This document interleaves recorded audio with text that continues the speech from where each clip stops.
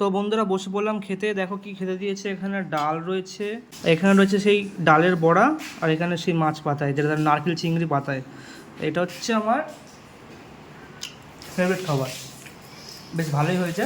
তো এখানে কাঁচা লঙ্কা রয়েছে, এটা সাইডে রাখবো, রেখে ডালটা সাইডে রাখলাম। এইবারে এই ডালের বড়া দিয়ে প্রথমে একটু খাওয়া যাক, গরম গরম ভাতে, একদম গরম গরম ডালের বড়া। এরকম করে ভালো করে চটকে মাখলাম ভাতের মধ্যে, এটাকে মাখিয়ে ঠিক এরকম নিয়ে এরকম বাইটা দিতে হবে। কালো লঙ্কা, লঙ্কাটাও সেই ঝাল।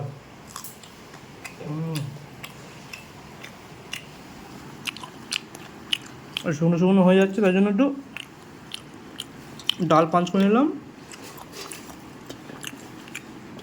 তারপর ডালটা দিয়ে মাখিয়ে নিলাম, মাখিয়ে একটু ডালে বড়া ভেঙে নিলাম এখান থেকে, ভেঙে নিয়ে ভালো করে ভাতের সাথে মাখিয়ে এটা খেতে হবে।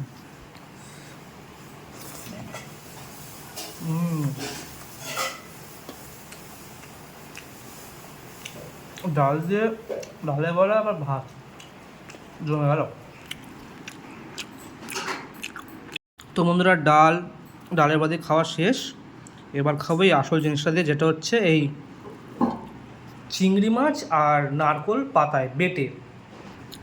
তো এটাকে ভালো করে ভাতের সাথে একটু মাখিয়ে নিলাম, মাখিয়ে ভালো করে একদম এবারে এটাকে খেতে হবে।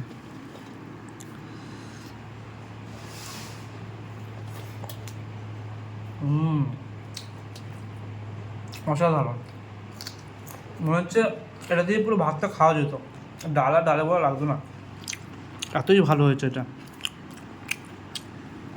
খুব ভালো হয়েছে মাটাকে দেখ।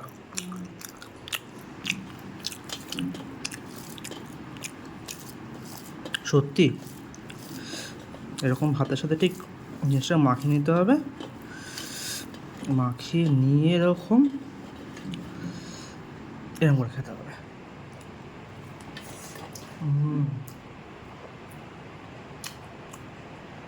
সত্যি খুব ভালো কথা। তো যারা যারা এরকম নারকেল চিংড়ি পাতা খেতে পছন্দ করো, অবশ্য খাও এরকম ভাতের সাথে, পুরো ভাতেই খাওয়া যায়, তারা অবশ্যই কমেন্ট করে জানিও। তো এখনকার জন্য টাটা।